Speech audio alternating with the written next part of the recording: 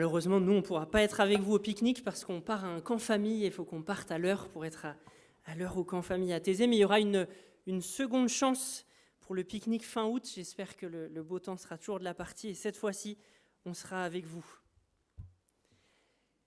Quelle belle réalité que l'Église, non ? L'Église, c'est l'épouse du Christ, un lieu où l'on peut être transformé intérieurement et voir les autres être transformés. Un lieu où se côtoient des gens qui ne se croiseraient même pas dans la vie quotidienne s'ils ne fréquentaient pas le culte le dimanche. Un lieu de pardon et de réconciliation. Oui, mais l'Église, c'est aussi plein de choses moches, des divisions, des attitudes immatures, des gens qui parlent mal, qui refusent de se remettre en question, pas ici, mais dans d'autres églises, qui refusent de changer, qui arrivent toujours en retard, qui ont plein d'idées mais qui ne font rien. Et parfois, on peut en venir à se demander ce qu'on fait encore là. Si on ne ferait pas mieux de changer d'église, parce que l'herbe est sûrement plus verte ailleurs, ou si même on ne devrait pas cesser d'aller à l'église et faire sa petite vie avec Dieu dans son coin. Imaginez alors ce qui a pu traverser la tête de l'apôtre Paul face à l'église de Corinthe.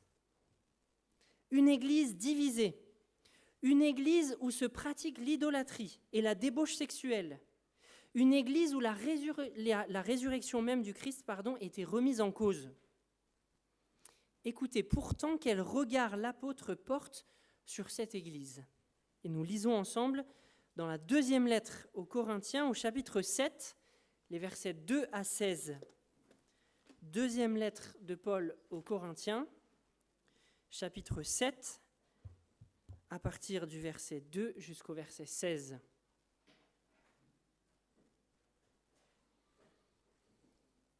Faites-nous une place dans votre cœur. Nous n'avons causé de tort à personne. Nous n'avons ruiné personne. Nous n'avons exploité personne. En parlant ainsi, je n'entends nullement vous condamner. Je vous l'ai déjà dit, nous vous portons dans notre cœur à la vie et à la mort. Grande est mon assurance quand je parle de vous. Grande est ma fierté à votre sujet. J'ai été pleinement réconforté. Je déborde de joie dans toutes nos détresses. En effet, à notre arrivée en Macédoine, nous n'avons pas eu un instant de repos. Nous avons connu toutes sortes de détresses, conflits au dehors, crainte au dedans. Mais Dieu, qui réconforte ceux qui sont abattus, nous a réconfortés par l'arrivée de Tite. Ce n'est pas seulement sa venue qui nous a réconfortés, mais aussi le réconfort qu'il avait reçu de vous. Il nous a fait part de votre ardent désir de me revoir, de votre profonde tristesse, de votre dévouement à mon égard. Et tout cela n'a fait qu'augmenter ma joie. C'est pourquoi, si je vous ai causé de la peine par ma précédente lettre, je ne le regrette pas. Certes, je l'ai d'abord regretté en voyant combien elle vous a attristé sur le moment. Mais maintenant, je me réjouis, non pas de votre tristesse, mais de ce que cette tristesse vous ait amené à changer d'attitude. Car la tristesse que vous avez éprouvée était bonne aux yeux de Dieu, si bien qu'en fait, nous ne vous avons causé aucun tort. En effet, la tristesse qui est bonne aux yeux de Dieu produit un changement d'attitude qui conduit au salut et qu'on ne regrette pas. La tristesse du monde, elle, produit la mort. Cette tristesse qui est bonne aux yeux de Dieu, voyez quel empressement elle a produit en vous, quelles excuses vous avez présentées, quelle indignation vous avez manifestée, et quelle crainte, quel ardent désir de me revoir, quel zèle, quelle détermination à punir le mal. Par toute votre attitude, vous avez prouvé que vous étiez innocent en cette affaire. Bref, si je vous ai écrit, ce n'était pas à cause de celui qui a commis l'offense, ni à cause de celui qui l'a subi, mais c'était pour que votre empressement pour nous soit manifesté devant Dieu parmi vous. C'est pourquoi votre réaction nous a réconfortés. À ce réconfort s'est ajoutée une joie bien plus vive encore, en voyant combien Tite était heureux à cause de la manière dont vous avez apaisé ses craintes. Ainsi, si je lui ai parlé de vous avec quelque fierté, je n'ai pas eu à en rougir, car l'éloge que je lui ai fait de vous s'est révélé conforme à la vérité, exactement comme tout ce que nous avons pu dire. Aussi redouble-t-il d'affection pour vous quand il se rappelle votre obéissance à vous tous et avec quels égards et quel respect vous l'avez accueilli. Je suis heureux de pouvoir compter sur vous en toutes choses. Amen. L'apôtre Paul porte sur cette église de Corinthe un regard plein d'espérance. Et pourtant, on pourrait facilement, vu tous les problèmes de cette église qu'on découvre en lisant les 2 lettres aux Corinthiens que l'on a dans la Bible, on pourrait être découragé face à une telle église et face à tous les problèmes qu'elle présente. Mais Paul continue de porter sur cette communauté un regard plein d'espérance. Dès l'ouverture de ce texte, au versets 3 et 4, il dit « Nous vous portons dans notre cœur à la vie et à la mort. » Quoi qu'il en coûte, on pourrait dire. Et encore, j'ai été pleinement réconforté, je déborde de joie face à vous et grâce à vous. Mais d'où vient cette joie ? D'où vient cette joie de l'apôtre Paul face à cette église pleine de problèmes ? En fait, Paul reprend le récit qu'il avait commencé au chapitre 2, les versets 12 et 13. Et juste après, au verset 14 du chapitre 2, Paul a commencé une grande parenthèse jusqu'au chapitre 7, où il défend son ministère apostolique. Mais au chapitre 2, il avait commencé à raconter ce qu'il a vécu, comment est-ce qu'il a cherché Tite à Troas, qu'il n'a pas trouvé Tite à Troas, qu'il était très inquiet, qu'il est parti en Macédoine, il ne dit pas dans quelle ville, mais pour tout un tas de raisons, c'est certainement dans la ville de Philippe. Et seulement ici, il reprend ce récit en disant qu'il a effectivement retrouvé Tite en Macédoine et que Tite lui a apporté des bonnes nouvelles. S'il est joyeux, donc, c'est d'avoir déjà retrouvé Tite qu'il ne retrouvait pas, son collaborateur, et que Tite lui rapporte des bonnes nouvelles de Corinthe. En fait, Paul avait envoyé Tite porter la lettre sévère qui a été perdue, mais dont Paul parle en 2 Corinthiens. Paul avait envoyé cette lettre sévère à l'église de Corinthe à travers les mains de Tite. Et donc il attendait de retrouver Tite pour avoir des nouvelles de l'église de Corinthe, pour savoir comment est-ce que les Corinthiens avaient réagi à la lettre sévère. Est-ce qu'ils s'étaient encore plus éloignés de Paul, ou est-ce qu'au contraire ils s'étaient laissés reprendre? Est-ce qu'ils avaient changé d'attitude et est-ce qu'ils étaient revenus à de bonnes dispositions? Et en retrouvant Tite, donc certainement dans la ville de Philippe, Paul apprend que non seulement les Corinthiens ont réservé un bon accueil à Tite, mais que la lettre sévère que l'apôtre leur a envoyée, à la suite de l'offense qu'il avait subie de la part d'un Corinthien, cette lettre a porté son fruit. La communauté s'est reprise. La communauté a pris le problème à bras-le-corps en disciplinant le frère en question et a ainsi montré son plein dévouement à Paul et, à cause de son statut d'apôtre, d'ambassadeur de Dieu, en montrant son plein dévouement à Paul, c'est en fait à Dieu lui-même que l'Église montre son plein dévouement. Notez cependant que ce sujet de joie, un problème de régler, intervient au milieu de tout un tas d'autres problèmes qu'il reste à régler dans cette Église. Cette Église est loin d'être exemplaire, malgré ce problème qui vient d'être réglé et qui fait déborder Paul de joie. Le problème de l'idolâtrie, dont Paul avait déjà parlé dans sa première lettre aux Corinthiens, semble toujours d'actualité. Kevin nous en a parlé la semaine dernière. Et la suite de la lettre, au chapitre 12 notamment, nous montrera que c'est également le cas de celui de la débauche sexuelle. Un problème qui n'est pas réglé dans l'église de Corinthe. Paul doit y revenir. Le problème des divisions est toujours d'actualité, celui des jalousies, des rivalités. Il y a clairement de quoi se décourager face à une telle église, qui certes a réglé un problème, celui d'un frère qui avait offensé Paul et toute la communauté avait laissé faire. Paul les a repris sévèrement, ils se sont repris, ils ont mis le frère en discipline, ils ont changé d'attitude, mais tout le reste est toujours là. L'idolâtrie, la débauche sexuelle, les divisions. Et pourtant, Paul continue d'aimer cette église. Paul continue de porter un regard plein d'amour et d'espérance sur cette communauté, et Paul continue d'espérer en son devenir. Ce qui est assez impressionnant, je trouve, dans le regard de Paul, c'est qu'il avait déjà ce regard plein de confiance, avant même que la communauté ne change, avant même que la communauté ne prenne au sérieux l'offense qui avait été faite à Paul, avant même que la communauté ne discipline le frère après avoir reçu la lettre sévère, Paul dit qu'il avait parlé à Tite des Corinthiens avec fierté. Au moment même où il envoyait Tite porter à cette église la lettre sévère pour les reprendre, il dit qu'il avait parlé des Corinthiens à Tite avec beaucoup de fierté et que la communauté n'a pas démenti cette fierté de Paul face à eux. Donc, Paul déborde de joie quand un problème est réglé, même s'il reste plein de problèmes à régler. Et avant même que cet unique problème soit réglé, il parlait déjà de la communauté avec plein de fierté. C'est impressionnant.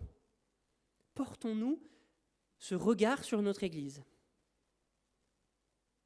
Mais au fond, on pourrait se demander, est-ce que l'apôtre ne fait pas preuve de naïveté en ayant un regard aussi plein d'espérance face à une Église avec autant de problèmes ? Eh bien, je ne crois pas.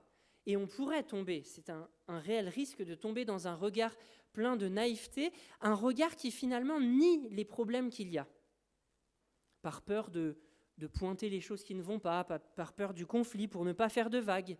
Mais ce n'est pas ce que Paul fait. Au contraire, les propos de Paul montrent que ce regard plein d'espérance est également un regard très lucide sur la situation. Paul n'hésite pas à dire clairement les problèmes qui demeurent et sur lesquels les Corinthiens doivent évoluer. Il n'a pas peur de mettre le doigt là où ça fait mal. Il ne nie pas non plus les détresses qu'il traverse dans son souci pour cette Église. Il ne spiritualise pas les choses, comme on pourrait nous le faire souvent, en disant que les circonstances sont dures, mais qu'intérieurement il garde la paix.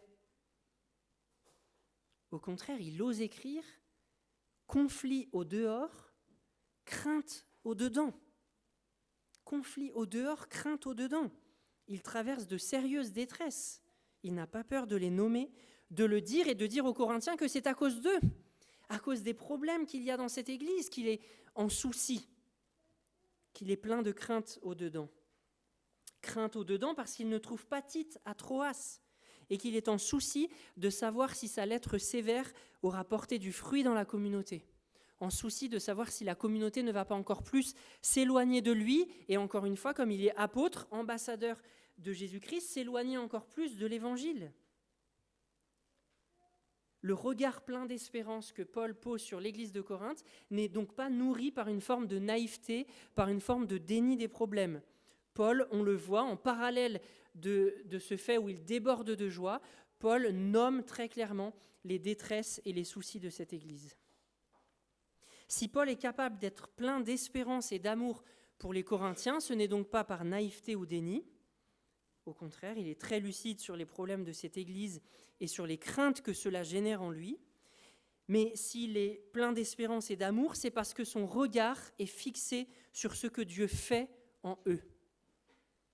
Si Paul est plein d'espérance dans le devenir de l'Église de Corinthe, c'est parce qu'il garde les yeux fixés sur ce que Dieu fait, sur l'œuvre de Dieu dans le cœur des Corinthiens, dans la communauté de Corinthe. Il peut donc déborder de joie parce qu'il a confiance et il a ouvert toute la lettre, chapitre 1, verset 3, par cette confiance dans ce Dieu qu'il désigne comme le Père plein de bonté, comme le Dieu qui réconforte dans toutes les situations. C'est à cause de ça que Paul peut porter ce regard sur l'Église, parce qu'il a confiance dans le Père plein de bonté, dans ce Dieu qui réconforte dans toutes les situations. Et donc il déborde de joie en retrouvant Tite, parce qu'il y voit un réconfort envoyé par Dieu lui-même au sein de ses détresses. Il voit les petites joies, les petites bonnes nouvelles qui lui parviennent comme l'action de Dieu qui le réconforte personnellement dans les soucis et les craintes qu'il se fait pour cette Église qu'il a fondée.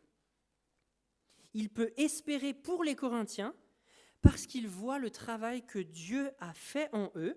Ils ont changé d'attitude face aux frères qui avaient offensé Paul. Paul y voit une action de Dieu en eux par son esprit et il déborde de joie face à cette œuvre de Dieu dans cette Église. Et donc s'il espère encore dans le devenir de cette communauté, ce n'est pas parce qu'il place sa confiance dans les Corinthiens, c'est parce qu'il espère que Dieu va continuer ce travail en eux. Que ce Dieu qui a commencé à les faire changer, qui a commencé un travail de transformation en eux, va mener ce travail jusqu'à son accomplissement. Il le dit d'ailleurs très clairement au verset 12, et ça aussi c'est impressionnant, alors qu'il est lui-même, Paul, concerné par le conflit, c'est lui qui a été offensé, et c'est à cause de cette offense qu'il a dû envoyer cette fameuse lettre sévère. Il revient là-dessus au chapitre 7, verset 12, en écrivant « Bref, si je vous ai écrit, sous-entendu cette lettre sévère, ce n'était pas à cause de celui qui a commis l'offense, ni à cause de celui qui l'a subi, c'est-à-dire lui-même, il n'écrit pas pour se défendre, ou pour se faire justice, mais c'était pour que votre empressement pour nous soit manifesté devant Dieu parmi vous. » La perspective de Paul, c'est vraiment le travail que Dieu fait dans cette communauté. Et s'il a écrit cette lettre sévère, c'est pour que les Corinthiens se reprennent devant Dieu. Ce n'est même pas pour que justice lui soit faite, à lui, Paul, qui avait subi une offense.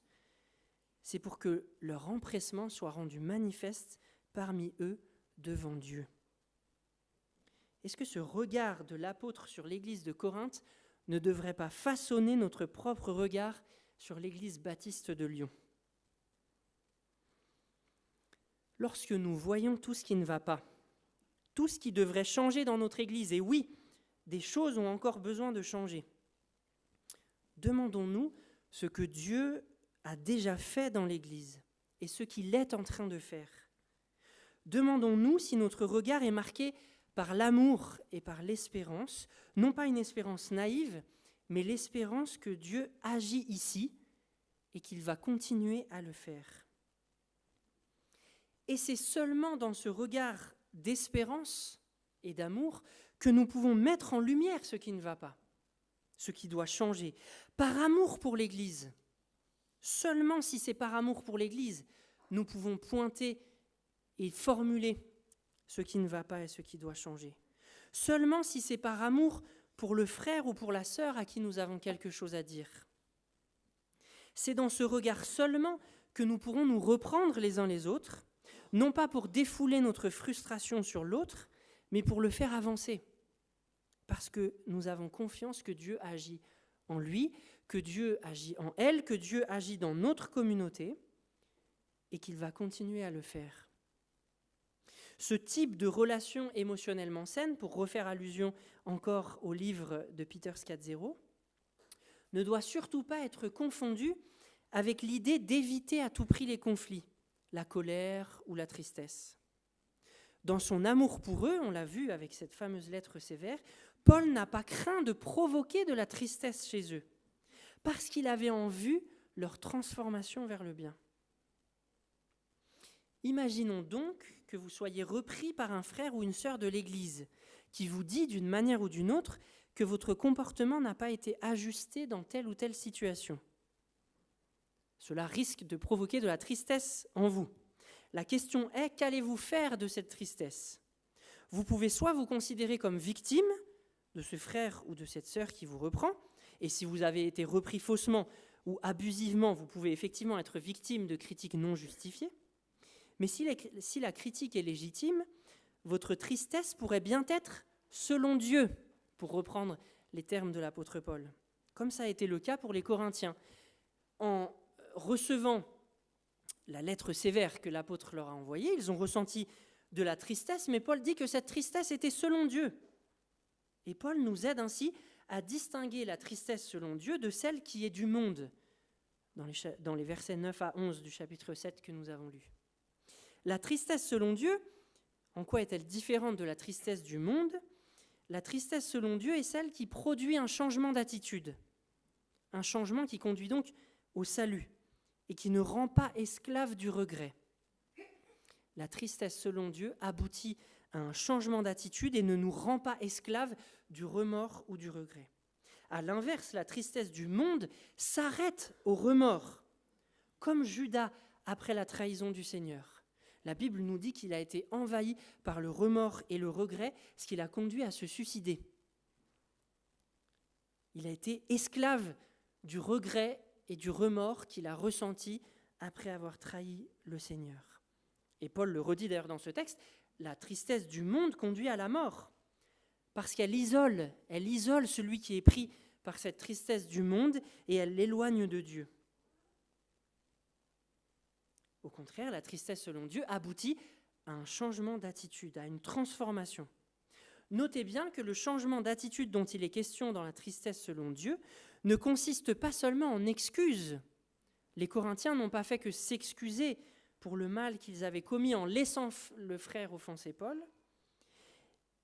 Cette tristesse ne conduit pas seulement à des excuses, mais à un véritable changement qui peut bien sûr prendre la forme d'un chemin fait de chute et de relèvement. Il y a parfois des mécanismes de péché qui sont tellement ancrés en nous que ça prend du temps pour changer. On change, on fait un pas en avant, et puis on rechute, et puis on réavance.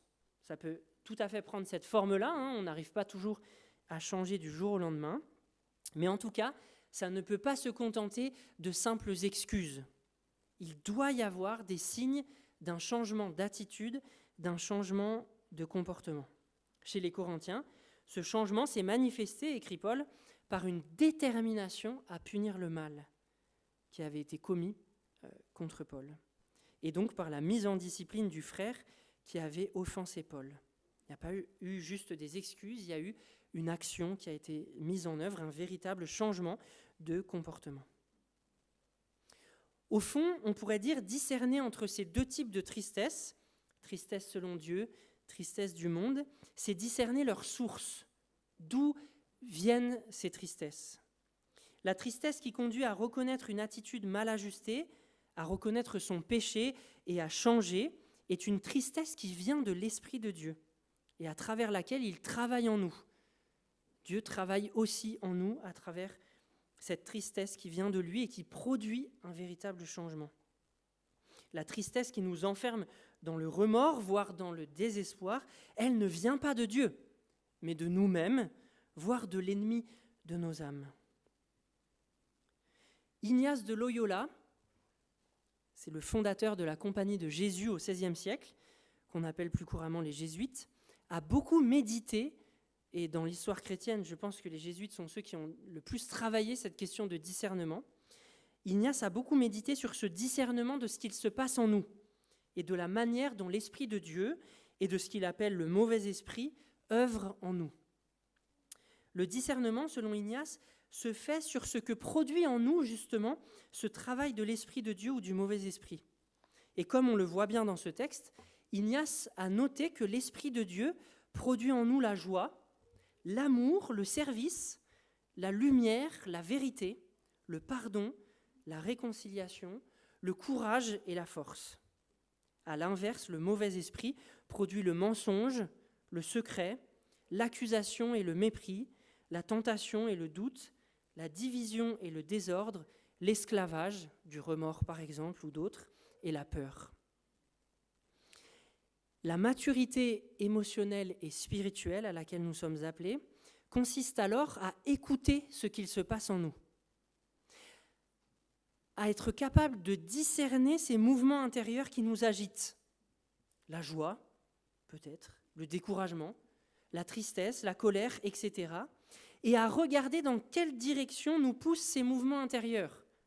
Exactement de la même manière que le discernement que Paul appelle concernant cette tristesse.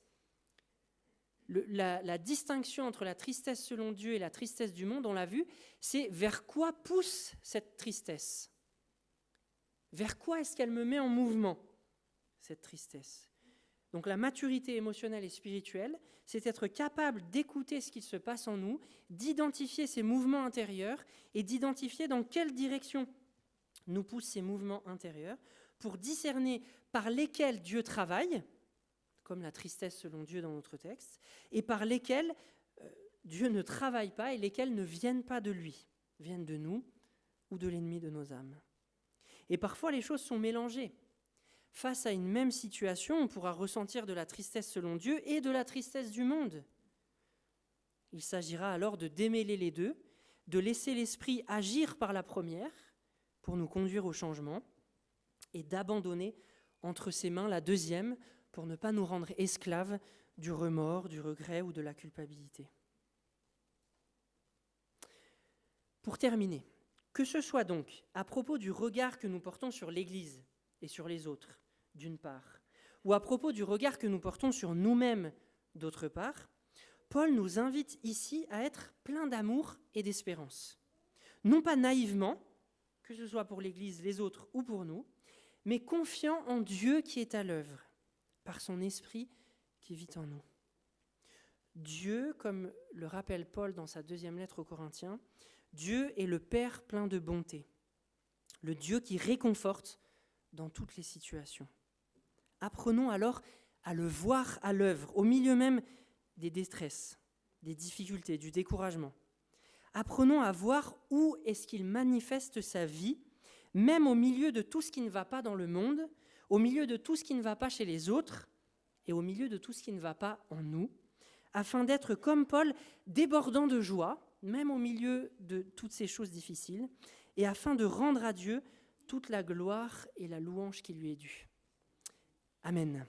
Je vous invite à quelques instants de silence pour recevoir ces paroles.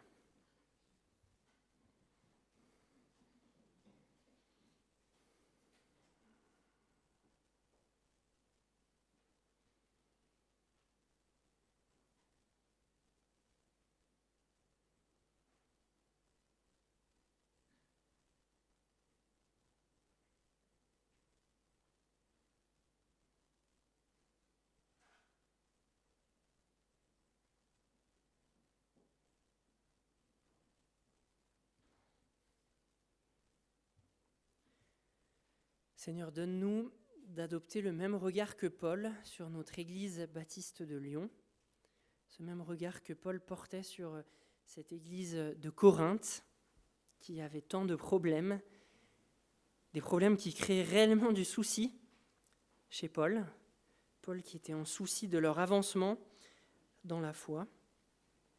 Et Seigneur, les problèmes de notre Église, les problèmes des gens de notre Église peuvent parfois aussi nous attrister, nous agacer, nous frustrer, nous mettre en colère.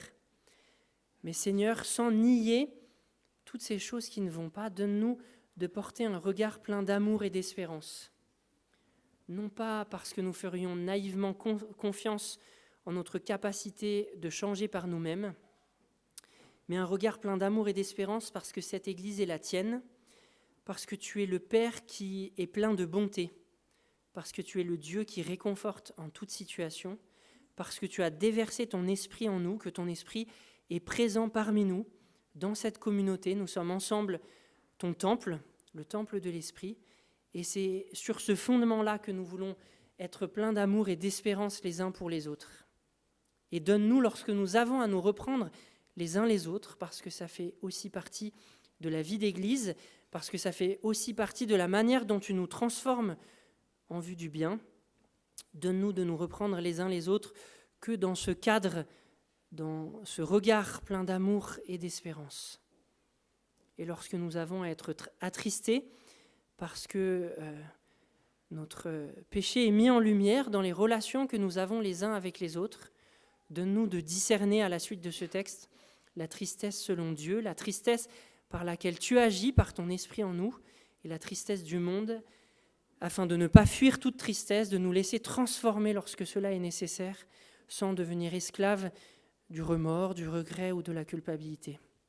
Oui, Seigneur, fais-nous grandir en maturité, émotionnellement et spirituellement. En ton nom, Jésus. Amen.